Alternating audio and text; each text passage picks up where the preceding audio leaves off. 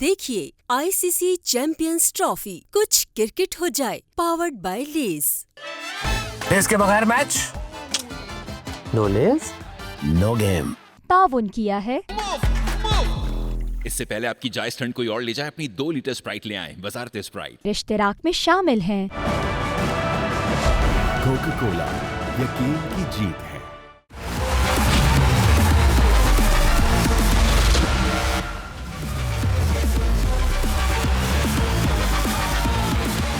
अस्सलाम वालेकुम नाज़रीन, मैं हूं आपका मेज़बान सैयद शहरियार आसिम। आप लोग देख रहे हैं आज न्यूज़ की खुसूसी ट्रांसमिशन आईसीसी चैंपियंस ट्रॉफी 2025 कुछ क्रिकेट हो जाए, पावर्ड बाय लेस। आजकल क्योंकि मैच में गैप है, उसके बाद फाइनल है 9 तारीख को, और उसके बाद ही पता चलेगा कि आईसीसी चैंपियंस ट्रॉफी का टाइटल कौन अपने नाम करा रहा है। इस वक्त मुख्तलिफ किस्म की हम देख रहे हैं जो राय हमें सोशल मीडिया पे नज़र आ रही है। बहुत से लोग कह रहे हैं कि इंडिया का इतना प्रेशर है कि न्यूजीलैंड जो है इंडिया से मैच हार जाएगा। बहुत से लोग ये कह रहे हैं कि नहीं, न्यूजीलैंड भी अपनी हिकमत अमली के साथ ग्राउंड में उतरेगा। नसीम भाई, अगर हम बात करते हैं 2000 की, तो 2000 में न्यूजीलैंड एक दफ़ा ये टाइटल अपने नाम करा चुका है।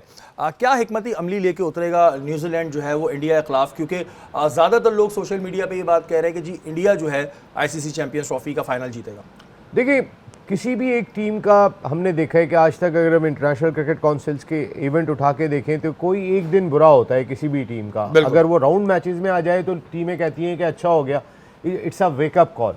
तो इंडिया को अभी तक इस इवेंट में कोई वेकअप कॉल नहीं मिली है। इंडिया अब तक जीतता हुआ आ रहा है तमाम मैचेस, और थोड़ी सी हमारे दिमाग में भी एक चीज़ आ जाती है कि जी हमारे लिए तो हम जीत ही रहे हैं, हम तो ये कुछ ना कुछ क्रिकेटर्स में होता है, ये फील आ जाती है। तो कहते हैं कि एक बुरा दिन अब तक उनका आया नहीं है। लाइक 2023 वर्ल्ड कप, सारे मैचेस जीत कर गए और फाइनल ऑस्ट्रेलिया के खिलाफ वन साइडेड मुकाबले में हार गए। ट्रेविस हेड ने इन्हें मार के इन्हीं के मुल्क के अंदर धो दिया। यहाँ पर भी कुछ ऐसी सूरत हाल हो सकती है, इसलिए मैं अगर आप रेशो वाइज देखें तो कोई बहुत बड़ा फ़र्क नहीं होगा इस मैच के अंदर। ये नहीं होगा कि 85 और 15 या 75 और 25, इस तरह का नहीं होगा। ये मैच अगर मैच शुरू होने से पहले भी है तो इंडिया अगर 55-45, इंडिया को थोड़ा सा एज, क्योंकि अपनी कंडीशन में खेले, हम बोलेंगे तो बुरा लग जाता है वहाँ पे। वो तो लगने दें, खैर है, अब तो आदत हो गई होगी। नहीं, मैं बात यही कर रहा हूँ कि सिर्फ उसी चीज़ का एडवांटेज है उनके पास, लेकिन जिगरा जितना इंडियन टीम का हम देख रहे हैं ना, उतना न्यूजीलैंड टीम का भी देख रहे हैं। और माहिरीन बहुत पहले से ये बात कर रहे थे कि इन दोनों टीमों के दरमियान ही फाइनल होगा, क्योंकि ये दोनों टीमें 1 से लेकर 11 तक बैलेंस दिखाई दे रही थी। उनके जो मिडिल ऑर्डर देखें, उनका टॉप ऑर्डर देखें, देखिए ना, यंग ने भी 100 किया हुआ है, आपके इनके कैप्टन विलियमसन ने भी कर दिया, रचिन रविंद्रा ने कर दिए, सब रन्स करके आ रहे हैं। लेकिन नसीम भाई, एक मैच ज़ाहिर इंडिया और न्यूजीलैंड का हुआ था और वो इंडिया ने जीता था इसी चैंपियंस ट्रॉफी में, तो उसका कोई प्रेशर होता है दिमाग में कि जी हम तो हार चुके हैं, और जीतने वाली टीम के जहन में होता है कि ये तो हार जाते हैं, ठीक है। देखिए, साइकोलॉजिकल एडवांटेज ये ज़रूर होगा इंडिया के साथ कि वो राउंड मैच हरा के आ रहे हैं और उस कंडीशन के अंदर हरा के आ रहे हैं कि जिस जगह पर वो सारे मैचेस खेल रहे हैं। बहुत सारे लोगों ने बात की थी कि भाई इंडिया में इमारात में ही डिफरेंट जगह पे मैच रख देते ताकि आपको ये प्रॉब्लम ही नहीं होती। लेकिन इसके बावजूद भी देखें, जब कोई टीम अपने आप को फर्म फेवरेट फील कर रही होती है, इस वक्त इंडियन टीम बिल्कुल अपने आप को, उनके कौम के ज़रा जज्बात सुने, आप उनके फॉर्मर खिलाड़ियों के जज्बात सुने। 2023 वर्ल्ड कप फाइनल से पहले भी उनके बयानात आ गए थे, हम तो जीत गए, इंडिया तो सबको हरा के आ रहा है जी, राउंड मैच भी हरा के आ रहा है। ऐसे बयान इनके प्लेयर्स की जानिब से आए हैं? क्योंकि मैंने तो जो सोशल मीडिया पे देख रहा हूँ वो इंडियन फैंस की बातें और डिफरेंट सुन रहा हूँ, क्योंकि प्लेयर्स के भी बयान ऐसे आ गए हैं। उनके प्लेयर्स भी कॉन्फिडेंट दिखाई दे रहे हैं। आप अगर उनके प्लेयर्स के स्टेटमेंट भी उठा के देखेंगे, आप फॉर्मर प्लेयर्स हरभजन सिंह और ये वो तो बिल्कुल समझ गए कि ट्रॉफी घर आ चुकी है, हमारे प्लेयर की तरफ से नहीं है। क्या कह रही हैं? हमारे प्लेयर की तरफ से आए हैं और शिव अख्तर की तरफ से बयान आया है कि फाइनल एक फॉर्मेलिटी होगी, इंडिया आराम से जीत जाएगा। वैसे ये बड़ी ज़बरदस्त बात है, हमारे प्लेयर्स जितनी इंडिया की तारीफ करते हैं इतने इंडिया के प्लेयर्स भी नहीं करते। अच्छा नसीम भाई, यही बात मैं आ रहा था इस तरफ कि जो मैंने बात की, हमारे यहाँ कुछ प्लेयर्स हैं, मैं क्या नाम लूँ, बुरा मान जाएंगे, ज़ाहिर मुझसे तो उम्र में बड़े हैं, और मैंने आजकल क्योंकि रमज़ान ट्रांसमिशन कर रहा हूँ तो उसमें सीखा है कि बड़ों का अदब करना चाहिए, बिल्कुल, इस वजह से मैं उनका नाम नहीं ले रहा। रमज़ान के बाद ख़त्म हो जाएगा, मतलब उनका नाम इस वजह से मैं लेते हुए थोड़ा रुक रहा हूँ। कुछ ऐसे प्लेयर्स हैं जो इंडिया की इतनी तारीफ करते हैं, व्यूज़ के चक्कर में वहाँ भी जाते भी हैं, उनके शोज़ में भी बैठते हैं, तो क्यों नसीम भाई इतना ज़्यादा क्यों? मतलब शेख भाई, हमने कल के शो में बड़ा खाका खींचा था, ये जो 90s के क्रिकेटर देखे ना, किसी को जोकर करार दिया जा रहा है जो इस वक्त टीम के हेड कोच है। आप बाकियों को भी देखेंगे कि जो 90s के क्रिकेटर थे, वो भी एक कॉमेडियन ज़्यादा लग रहे हैं। अच्छा, उनका झुकाव आमतौर पे आप देखेंगे तो इंडिया की जानिब ज़्यादा होता है, कहीं ना कहीं वो इंडिया को, अच्छा इंडियन टीम भी अच्छी है, चले वो समझ में आता है, लेकिन आप तो इस मुल्क की पहचान है, आपने सिवाय खिलाड़ियों के मजाक बनाने के कोई अच्छी सजेशन दी? इन्होंने करा क्या है, 92 में इमरान खान जावेद मियांदाद थे, जिस वक्त वसीम अकरम की ज़बरदस्त परफॉर्मेंस थी, जो उन्होंने फाइनल सेमीफाइनल और पूरा टूर्नामेंट खेला था, आकिब जावेद की बड़ी ज़बरदस्त परफॉर्मेंस थी। लेकिन उसके बाद जब इमरान और जावेद मियांदाद चले गए, टीम इनके हाथ में आई, हम जीते क्या हैं आप मुझे बताएं। 92 के बाद से आप आगे चलें, 96 के अंदर आप क्वार्टर फाइनल में जाके बाहर हो जाते हैं, वकार यूनुस को धोते हैं, फिर आप 99 में बांग्लादेश से हार जाते हैं, फिर फाइनल के अंदर आज तक वो इंक्वायरी जो जस्टिस मलिक कय्यूम की बैठी थी, वो आज तक पीछा कर रही है उन 90s के क्रिकेटर्स का, आज तक उनका नाम उसी से जोड़ा जाता है जिसमें ये बात कही गई थी, इनको तो जिम्मेदारी नहीं दीजिएगा पाकिस्तान क्रिकेट की। फिर 2003 में आ जाए, 2003 में हमने सिर्फ नमीबिया को हराया था और हॉलैंड को हराया था। सईद अनवर की सेंचुरी के बावजूद वसीम अकरम, वकार यूनुस, शुएब अख्तर, अब्दुल रज़ाक सब टीम का हिस्सा थे। सचिन तेंदुलकर ने मार मार के धो दिया, फिर युवराज ने आके रन नीचे से कर दिए, पाकिस्तान वो मैच भी हार गया। फिर अच्छा 2003 के बाद 2007 में आ जाएं, जी इंजमाम उल हक कप्तान है, 90s के क्रिकेटर, 92 वर्ल्ड कप के हीरो। पाकिस्तान किससे जीता? सिर्फ एक जिम्बाब्वे से जीता। हम आयरलैंड से भी हार गए, उसके बाद बाब वुल्मर भी चले गए इस दुनिया से, वो भी बेचारे यहाँ इनका एरा खत्म हो गया, दुख में चले गए। देखिए 2009 में जिसने जिताया, जब वो 2003 में टीम बदली थी तो यूनुस खान की क़यादत में जो है वो पाकिस्तान जीता। 2017 में आप सरफराज की क़यादत में जीते। इन लोगों की, अल्लाह ने इनकी क़यादत में कोई एक टारगेट, एक टूर्नामेंट भी नहीं जीत सके हम। मैं एक बात कह रहा हूँ, देखिए, और आज भी सरफराज की जो रिस्पेक्ट है, देखिए वकार यूनुस सरफराज के सलाम का जवाब नहीं देते थे, ये आलम था जो फॉर्मर कैप्टन था। अब ये देखें, आपके जो नसीम भाई बातें बता रहे हैं, ज़ाहिर नसीम भाई की नॉलेज है तो वो बता रहे हैं, और मुझे बड़ी हैरत होती है कि इतनी बड़ी बड़ी बातें बैठ के कर रहे होते हैं, ऐसा लग रहा होता है कि अपने टाइम में वो झंडे गाड़े हैं कि जिसका कोई सानी नहीं मिलता। तो भाई ज़रा पहले कहते हैं ना, अपने गिरबान में भी झांकना चाहिए कि आप क्या कर रहे हैं। इंडिया की खुशामद करें, ठीक है, आप लोगों को वहाँ से पैसे मिलते होंगे और ठीक है आप लें पैसे, लेकिन इंडिया की खुशामद में इतने पागल मत हो जाएं कि बिल्कुल ही जी कारपेट बन जाए। वो तो ना कारपेट बन जाते हैं। इमन वैसे स्टेज इन्हें के लिए खाने बंदर है, इन्हें के लिए खाने बंदर है, कुछ किसी ने कहा था, ये एक हमारे बड़े प्लेयर है। वैसे एक बात बताएं, स्टेज शो देखा है कभी आपने? नहीं। स्टेज शो जो होते हैं, comedy stage show, stand up comedy नहीं स्टैंड अप नहीं, जो स्टेज शो आते थे पहले के दौर में, बिल्कुल देखें। उसमें ये होता था कि किसी एक का मजाक उड़ा के लोगों को हंसाया जाता था। सेम हमारे सीनियर प्लेयर्स का ऐसा नहीं लग रहा है कि किसी एक का मजाक उड़ा के, अपनी टीम का मजाक उड़ा के आप इंडिया को हंसाने की कोशिश कर रहे हैं? नहीं, बहुत बुरा लग रहा है। देखिए हमारी टीम क्रम्बल करी, और फिर जो हमारे पुराने क्रिकेटर्स हैं जिनको हम अपना रोल मॉडल समझते हैं, वही क्रिकेटर्स जब क्रिटिसिज्म बिल्कुल करें, लेकिन जब मजाक उड़ाते हैं ना तो बहुत बुरा लगता है। और इंडियन को तो मौका चाहिए कि इस वक्त पाकिस्तान की क्रिकेट के खिलाफ वो कुछ भी बात सुनने को तैयार है।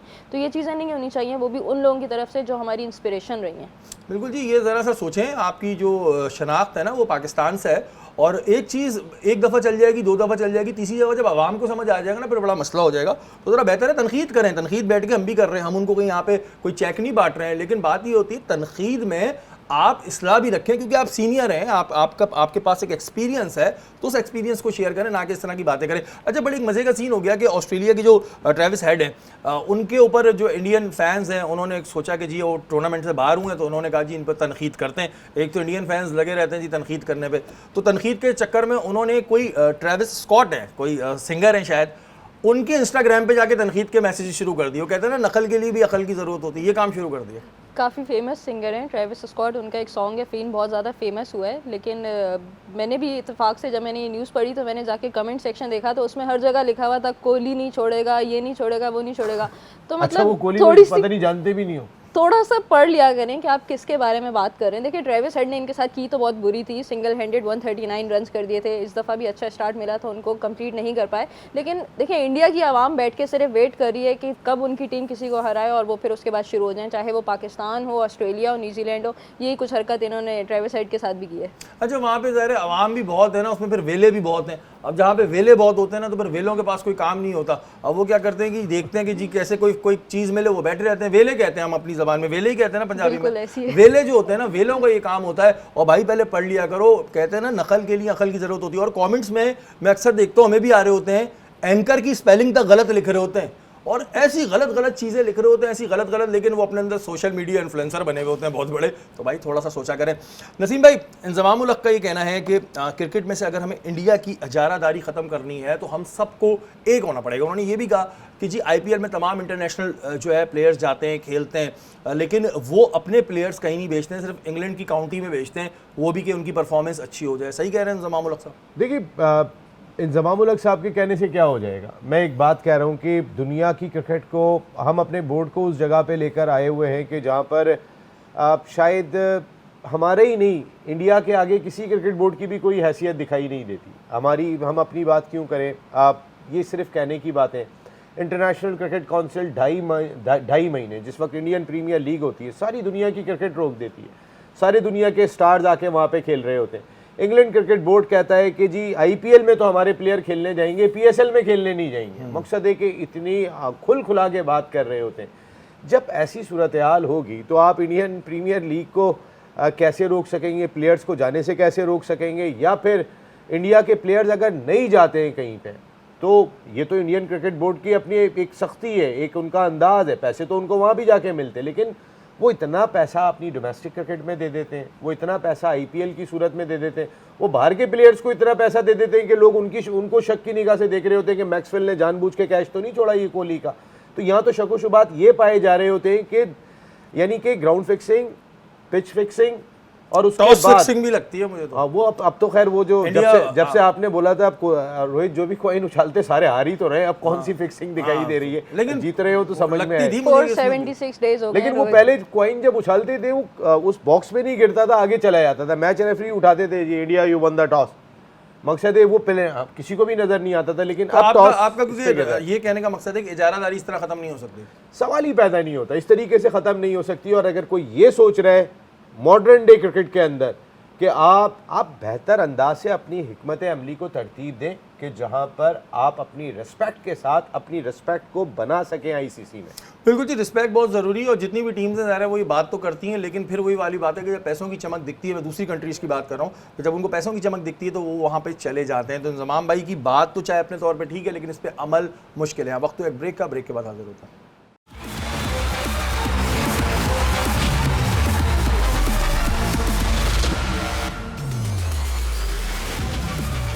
वेलकम बैक नाज़रीन, आप लोग देख रहे हैं आज न्यूज़ की खुसूसी ट्रांसमिशन। बहुत सारी खबरें हमारे पास हैं। वहीं इंडिया से खबर है, इंडिया के जो साबिक ऑलराउंडर थे रवि शास्त्री साहब, वो ही कहते हैं कि जब हम क्रिकेट खेला करते थे तो पहले हम वेस्ट इंडीज़ के बॉलर्स को खेलते थे, वो 6.5 फीट के थे और उस वक्त बाउंसर पे कोई पाबंदी भी नहीं थी, तो हमें सर फटने का डर रहता था। फिर कह रहे हैं वसीम वक़ार आए तो वो ऐसी स्विंग करते थे कि हमें टांगे टूटने का डर रहता था। तो उन्होंने कहा लेकिन मुझे बड़ी खुशी है कि हमने अच्छे वक्त पे अच्छे क्रिकेटर्स के साथ खेला। नसीम भाई, कभी टांगे टूटने का डर, कभी सर टूटने का डर। देखिए, कॉम्पिटिटिव क्रिकेट हर दौर में रही है, हर दौर में क्रिकेट चेंज होती रही है। आज की क्रिकेट और उस क्रिकेट को नहीं मिला सकते। देखिए, मुझे अच्छी तरह याद है, मैंने ये स्टेटमेंट वीरेंद्र सहवाग का देखा था, तो एक उनकी फॉर्म ख़राब थी, तो उस वक्त सुनील गावस्कर साहब ने उन पर तनकीद की, तो उन्होंने कहा, कहने लगे कि कभी गावस्कर साहब ने ट्रिपल सेंचुरी बनाई है? उन्होंने ट्रिपल सेंचुरी मेरी आंख में, उस मैच को मैं भी कवर कर रहा था, मुल्तान में यहाँ पे स्कोर की थी। तो कभी कभी उनको ऐसे जवाब भी सुनने पड़ते हैं।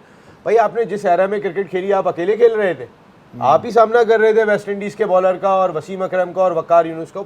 हर दौर की क्रिकेट में जिस तरीके के टैलेंट होता है उसका सामना करना पड़ता है। बिल्कुल, ये तो कोई अजीब सी बात लगती है कि हम जो खेला करते थे, तो हमारी ये स्टेटमेंट नसीम भाई क्यों देते हैं? अक्सर हमने बड़ों के मुंह से भी सुना है, बेटा तुम्हारे दौर में तो हम 6-6 मील पैदल चल के जाया करते थे पढ़ने के लिए। अक्सर बच्चों को ये भी सुनने को मिल रहा होता है। तो ये जो हमारे इस तरह के साबिका क्रिकेटर हैं, उन्हें क्यों लगता है कि उन्होंने जो क्रिकेट खेल ली वो दुनिया में कोई खेल ही नहीं सकता, जबकि 50 ओवर में 240 रन बहुत बड़ी बात होती थी उस वक्त में कि 240 कर लिए। अब तो बच्चे 350, 400 मार रहे हैं। देखिए ना, हमने आज भी इंडिया के खिलाफ 241 किए, इससे ज़्यादा कुछ भी नहीं किए वहाँ पे मैच के अंदर। हमने डॉट बॉल कितनी खेली थी? 161 बॉलों में हमने डॉट बॉल की सेंचुरी खेल ली थी।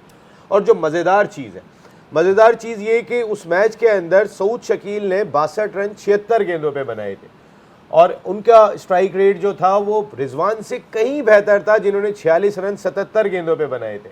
रिजवान आज भी टीम के कप्तान है, सऊद शकील बाहर हो गए, क्योंकि हम अपने सिस्टम को इंसाफ के तकाज़ों को पूरा करते हुए नहीं चलाते। हम अपने सिस्टम को अपनी पसंद नापसंद से चलाते हैं। हमें अपनी इजारादारी रखनी होती है और इजारादारी जिन शख्सियात के ज़रिए रखी जा सकती है, हम सिस्टम में उन्हीं को लेके आते हैं। जो प्लेयर बनाने वाले खिलाड़ी हुआ करते थे वो हमें दिखाई नहीं दे रहे हैं। देखे ना, इमरान खान, जावेद मियांदाद ने एक लाइन बनाई थी, ये सब वसीम अकरम, वकार तो उस वो टूर्नामेंट नहीं खेले थे, अनफिट हो गए थे, लेकिन ये तमाम के तमाम क्रिकेटर ग्रूम हुए थे उस दौर के अंदर, उन्होंने ग्रूम किया था।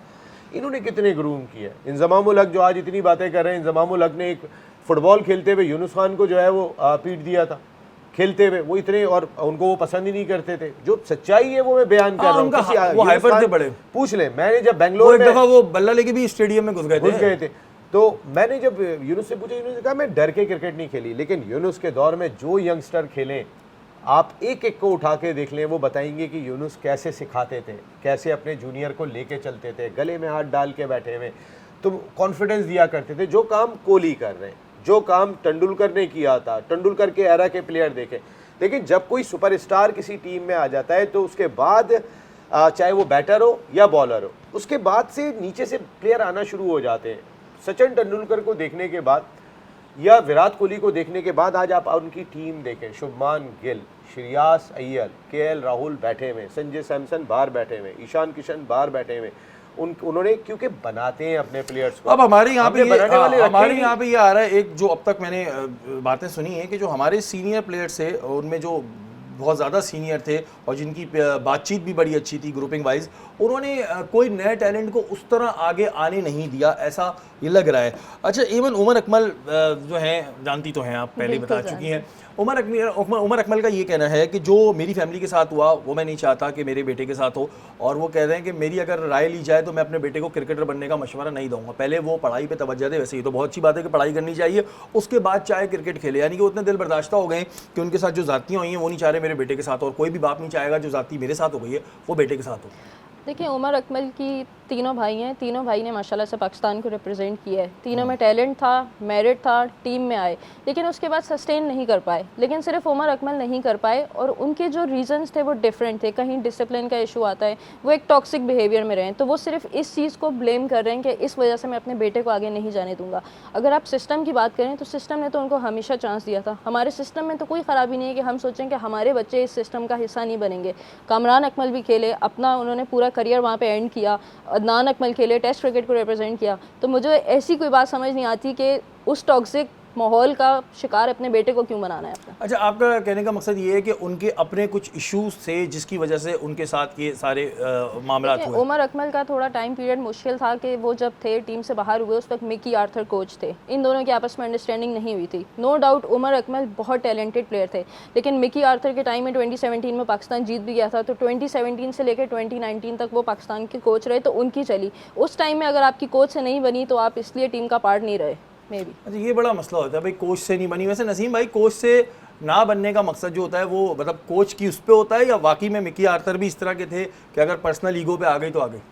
देखिए, गोरा कोच जो होता है ना, वो स्ट्रेट फॉरवर्ड बात करता है। वो अपने सिस्टम में वो कहते हैं भाई अगर मेरे हिसाब से चलोगे तो फिर आपने चलना है, छोड़ के चले गए। अभी आपके सामने तो उन्होंने साजिश का इल्ज़ाम भी लगाया आकिब जावेद के ऊपर, गिलेस्पी भी चले गए, आपके दोनों चले गए जो वाइट बॉल और रेड बॉल के कोच थे। लेकिन आकिब जावेद कहीं नहीं जाएंगे, वो कहीं नहीं गए। उमर अकमल एक्सेप्शनल टैलेंट था। देखिए, कामरान अकमल ने खासी क्रिकेट खेली इन तीनों भाइयों में, उमर अकमल इन तीनों भाइयों में एक्सेप्शनल टैलेंट था। अगर उमर अकमल जैसा टैलेंट जो ज़ाया हुआ है, आप यकीन माने कि ऐसा टैलेंट कम होता है। उसमें उमर की अपनी भी गलतियाँ होंगी, लेकिन जब कोई एक अच्छा प्लेयर आ जाता है ना, उसकी थोड़ी सी एटीट्यूड, भाई शुएब अख्तर 100 माइल गेन करने के बाद थोड़ा सा स्टाइल तो थोड़ा नखरे, आप कह रहे हैं चलते हैं, नखरे चलते हैं। यही घर के बड़े को होता है, घर के सारे बच्चों की तबीयत एक जैसी नहीं होती। वकार यूनुस, मिकी आर्थर ने बाहर नहीं किया है उमर अकमल को, वकार यूनुस ने बाहर किया। वकार यूनुस ने किस किस को बाहर किया? आज भी वो मेंटोर लगे हुए, 50 लाख रुपए ले रहे हैं और बैठ के टीवी के ऊपर भी तबसरा कर रहे हैं, कोई उनको रोकने वाला नहीं है। वकार यूनुस ने मोहम्मद आमिर को बाहर किया, अम्माद वसीम को बाहर किया, अब्दुल रज़ाक की क्रिकेट बाकी थी उनको बाहर किया, उमर अकमल को बाहर किया, अहमद शहजाद को बाहर किया, और वही सिस्टम में आते हैं, वही दोबारा आते हैं। क्या दिखाई नहीं दे रहा होता कि इन्होंने क्या किया? अच्छा नसीम भाई, जैसे कि आपने कहा कि वकार यूनुस ने इन लोगों को बाहर किया, तो इनको बाहर करने के पीछे रीज़न क्या सही था? देखिए, बाहर करने के दो रीज़न होते हैं। मेरे साथ एक बंदा है, मैं देख रहा हूँ, और वो मेरे इदारे के लिए या मेरी टीम के लिए सही नहीं है, तो मैं उसको बाहर कर दूंगा कि भाई तुम नहीं इसका। या फिर उनका कोई अपना पर्सनल था कि उन्होंने कहा नहीं यार ये तो बस मेरी बात नहीं सुन रहा, मतलब पर्सनल ईगो पे बाहर किया, या वो वाकई में डिजर्व करते थे क्या बाहर कर दें? भाई किसी इदारे के अंदर अच्छा एंकर होता है ना तो थोड़ी बात सुन ली जाती है कि मैनेज करना पड़ता है, क्योंकि घर के बड़े जो होते हैं या जो चला रहे होते हैं वो हर चीज़ को देख रहे होते हैं कि यार ये अच्छी है, इसको अगर थोड़ी बहुत चीज़ें ना तो बर्दाश्त कर लो, अच्छा नहीं होगा तो फिर तो वैसे ही चलो जी साइड में हो जाओ। क्योंकि उमर अच्छा था तो आपको ख्याल करना था, आपको उसी जगह के ऊपर अगर कहीं पे कोई आप समझते हैं कि डिसिप्लिन के मामला चल रहे हैं या कोई और चीज़ चली, देखिए मैं आपको पर्सनली बता रहा हूँ, मैंने जितना उमर को देखा मैंने उसको झुक के मिलता हुआ देखा। मैं क्रिकेट टीम में जाने के बाद उनके कॉलर को अगर कुछ और हो जाए तो वो उस जगह पे मैं नहीं था। जो सुनी सुनाई बातें मैं आपको बता रहा हूँ, उमर अकमल, अहमद शहजाद, ये मकसद है कि अहमद शहजाद ज़रा वक्त से पहले थोड़े से स्टार बन गए थे उस दौर के अंदर। फिर उन्होंने एक स्टेटमेंट दिया कि मैं चूँकि खूबसूरत बहुत था तो इस हाँ उन्होंने ये स्टेटमेंट भी दिया कि मैं चूँकि खूबसूरत बहुत था इस वजह से लोग मुझसे जलते थे। तो भाई आप तो जितनी ज़्यादा आपको शाहिद खान अफरीदी के दौर में आपने क्रिकेट खेली है, अहमद शहजाद ने इतनी क्रिकेट तो कहीं पे भी नहीं खेली। शाहिद खान अफरीदी उनका बहुत ख्याल रखा करते थे और उनको बनाने में, उनको ग्रूम करने में उनके रोल मॉडल थे। लेकिन एक वक्त ऐसा था कि अहमद शहजाद, मैं बिल्कुल आपको बता रहा हूँ कि वो शाहिद खान अफरीदी को भी नो लिफ्ट किया करते थे। लेकिन वो तो कहते हैं कि शाहिद खान अफरीदी की वजह से ही उमर शहजाद चल रहे थे, क्योंकि उमर शहजाद के खुद अपने तो कोई ऐसे कोई खास वो नहीं थे, अहमद शहजाद जो थे, सॉरी। ये बुरा टैलेंट नहीं था, ये अच्छा टैलेंट था। ये उस दौर का ऐसा टैलेंट था कि जो अपने आप को चेंज कर सकता था, अपने माइंड सेट को। उनके पास शॉट्स थे, उनके पास स्किल्स थी, बहुत अच्छी स्किल्स थी। देखिए रिजवान से एक्स्ट्रा कवर नहीं लगता, रिजवान से कट नहीं लगता, रिजवान से ड्राइव नहीं लगता। वो हमारा नंबर 2 बैटर है बाबर के बाद, जिसको ड्राइव मारना नहीं आती, जिसको एक्स्ट्रा कवर मारना नहीं आता, जिसको कट मारना नहीं आता, वो हमारा कप्तान है पाकिस्तान। यानी कि जो मैंने सवाल किया था कि वकार यूनिस ने इन लोगों को इस वजह से बाहर किया कि बट ठीक है, वो कहते हैं ना खुदा जब हुस्न देता है नज़ाकत आई जाती है, तो थोड़ी नज़ाकत बर्दाश्त करनी चाहिए थी वकार यूनिस को। घर का बड़ा क्या हर बच्चा एक जैसा नहीं होता। एज अ इनको सीनियर अपॉर्चुनिटी भी मिली थी। मिसबाह उल हक जब कोच आए थे तो आउट ऑफ नो वेयर ये दोनों टीम में आ गए थे, लेकिन अनफॉर्चुनेटली उस अपॉर्चुनिटी को अवेल नहीं कर सके थे। कौन नहीं कर पाया? उमर अकमल एंड अहमद शहजाद दोनों out of nowhere team के अंदर आए थे। उस वक्त काफ़ी बातें हुई थी ये कहाँ से आए हैं, लेकिन मिसबाह को उनके पोटेंशियल पे बिलीव था, वो उनको टीम में वापस लेकर आए थे, लेकिन वो परफॉर्म नहीं कर सके। जब तक वो वापस आए थे, जब तक आपने देखे ना आमिर के 4 साल कीमती, कैसा आमिर बॉलर, बार बार थोड़ी दुनिया क्रिकेट में आते हैं। वकार यूनुस साहब ने 4 साल उसके ज़ाया कर दिए। जब आपको एक बड़ा गैप आ जाता है, देखिए नेशनल टीम का जो एरिना होता है वो बिल्कुल डिफरेंट होता है। आपकी ट्रैवलिंग, आपकी होटलिंग, आपका स्टाइल, आप स्टार, वो एक बिल्कुल डिफरेंट होता है। मैंने क्रिकेटर्स को टीम से बाहर होते हुए अजीब अजीब सी बातें करते हुए देखा है। जब उस ओरा के अंदर आ जाते हैं, उसके बाद जब बाहर होते हैं तो बाहर बैठने के बाद समझ में नहीं आ रहा था उन्हें। डेफिनेटली बहुत सारी जगह से जब बाहर हाँ। किया तो फिर उसके फ़र्क तो पड़ेगा। उसको भी हम डिस्कस करेंगे। हम वक्त तो एक ब्रेक का, ब्रेक के बाद हाजिर होता हूँ।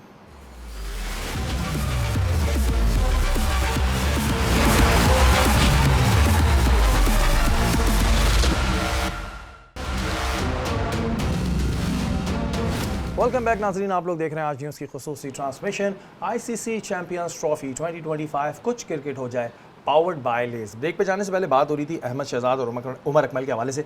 आपने कहा कि जी मिसबाह उल हक जब आए तो उनको वापस लेकर आए, लेकिन वो परफॉर्मेंस नहीं दे पाए। इवन जो बात नसीम भाई कर रहे थे कि इससे वाकई में प्लेयर पे फ़र्क पड़ता है कि अगर 3-4 साल आपको बाहर बिठा दिया जाए और 3-4 साल के बाद आपको एकदम दोबारा चांस दिया जाए तो वो लाजमी नहीं है कि परफॉर्मेंस उस तरह निकल कर आए। ऐसा होता है? देखें बहुत ज़्यादा फ़र्क पड़ता है। 3-4 साल तो क्या, अगर आप प्रोफेशनल क्रिकेट से 4 मैच भी बाहर बेंच पे बैठ जाए ना तो आपको उस क्रिकेट के अंदर वापस आने में टाइम लगता है। जिस तरह बेंच पे प्लेयर बैठा बैठा रस्टी हो जाता है, तो जो प्लेयर्स 4 साल तक टीम का पार्ट नहीं, ऑब्वियसली वो बहुत पीछे चले जाते हैं। तो ये एक फैक्टर ज़रूर है। उसके बाद टीम से कोप अप करने के लिए आपको थोड़ा सा चांस ज़्यादा चाहिए होता है। थोड़ा चांस ज़्यादा चाहिए होता है। और भाई ज़ाहिर लाइन में इतने लोग पीछे होते हैं कि अगर वो परफॉर्मेंस नहीं देते फिर तो हमारे जैसा ही सवाल करेगा कि भाई वो बैठा तो उसको खिला रहे हो। ये तो एक मसला है। नसीम भाई, शुएब मलिक भी मेंटोर हैं और 50 लाख रुपए ले रहे हैं। आपने वकार हमारी टीम के ही हैं। हाँ, आप ही की टीम के मेंटोर हैं वो। तो वो मैंने सुना है कि वो उनका एक स्टेटमेंट में देख रहा था, तो कह रहे थे 50 लाख क्या होते हैं, और मैं 50 लाख से बहुत ज़्यादा कमाता हूँ और पहले भी कमाया करता, तो 50 लाख क्या होते हैं? देखिए मैं जो अभी आपने अमन से पूछा था, पहले सिर्फ ये बता दूं कि मैंने जिस क्रिकेटर से पूछा जिसका कमबैक हुआ है, उसने कहा कि डेब्यू मैच इतना मुश्किल नहीं होता जितना कमबैक मुश्किल होता है। ये बहुत ही सेम ये अमन भी इस बात को मुत्तफिक होंगी। ये मैंने कई क्रिकेटर से सुना है, जब उन्होंने रन किए तो उन्होंने कहा हमारे लिए ये ज़्यादा मुश्किल था। आपका दूसरा सवाल था कि शुएब मलिक कह रहे हैं कि देखिए मैं शुएब मलिक और सानिया मिर्ज़ा की शादी कवर करने के लिए गया था हैदराबाद दक्कन, और वहाँ पर यह सूरत हाल थी कि भाई कोई ख़बर ही नहीं, हम इधर से उधर भाग रहे हैं। कभी वो उनके शुएब मलिक के बहनोई थे इमरान, कह रहे हैं आज तो मैं तुम्हारा इंटरव्यू करवा दूंगा शुएब मलिक की वालदा का। हम इधर से भाग रहे हैं उधर भाग रहे हैं, कोई एक खबर नहीं। इतने में फिरदौस आशिक अवान आ गई और वो वहाँ पे आई थी ताज पहनाने के लिए। तो मैंने उनका फिर एक आध इंटरव्यू किया तो उन्होंने कहा नहीं तुम शादी में मेरे साथ चलना। मैं जैसे ही शादी में गया तो सानिया और शुएब खड़े हुए थे स्टेज पे, वहाँ पे ना कोई कैमरा अलाउ था ना कोई चीज़ अलाउ थी। तो जैसे ही मैं गया तो शुएब की तो आंखें खुल गई कि ये यहाँ कैसे आ गए। अच्छा मैं उनके साथ ही अंदर चला गया था। उस वक्त हमने बहुत शादी की हाइप ही कुछ और थी। अगर वो पैसों की बात कर रहे हैं तो वाकई में ऐसा लगता है कि वो शादी इंडोर्समेंट के लिए थी। जितनी इंडिया से पाकिस्तान से इंडोर्समेंट इस जोड़े को मिली, स्पॉन्सरशिप्स, ऐड, इंडिया के ऐड जो शादी में ऐड चल रहे थे भी नहीं होते कि शादी में बैनर लगे हुए थे? दोनों ने ऐड में काम किया। अच्छा मैं समझा शादी में बैनर लगे हुए थे। शादी की एक एक तस्वीर भी की हुई थी। एक एक फोटो नहीं खींच सकते थे आप, तस्वीर नहीं खींच सकते थे। जिसको दिया हुआ था काम सिर्फ वही कर सकता था, कोई एक सिंगल कैमरा अंदर नहीं था।